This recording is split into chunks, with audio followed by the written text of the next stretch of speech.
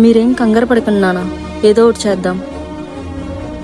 చేసేదేం లేదమ్మా, రెస్టారెంట్ అమ్మేయటం తప్ప.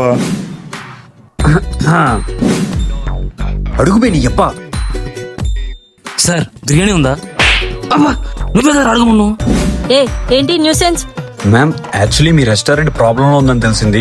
మీరు ఓకే అంటే నేను సాల్వ్ చేసేస్తా. జేబులో 200 ఉండదు కానీ ఇటు సాల్వ్ చేస్తాడంట. ఏంటి మీరు సాల్వ్ చేసేది? మా టెన్షన్ లో మేము ఉంటే వెళ్ళండి ఇక్కడి నుంచి. ఎవడో వచ్చి రెస్టారెంట్ లాక్కుంటానంటే వాడి దగ్గర రాని వాయిస్ అవకాశం అడిగితే నా దగ్గర వస్తుందా?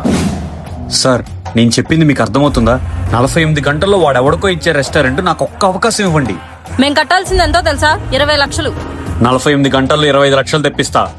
సార్ ఒక్క అవకాశం ఇవ్వండి. 20 లక్షలు తేలేకపోతే ఆ శంకర్ గారి చేతుల్లో చావాలి. చస్తావా?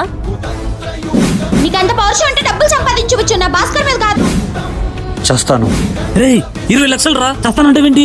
ఒక ఆడదాని చేతిలో మోసపోయిన మగోడు ప్రపంచాన్ని ఎలా వెళ్తాడో చూపిస్తా. సార్ మీరు చెప్పింది నేను ఒప్పుకున్నా, కానీ రెస్టారెంట్ 48 గంటలు నా కంట్రోల్లోనే ఉండాలి.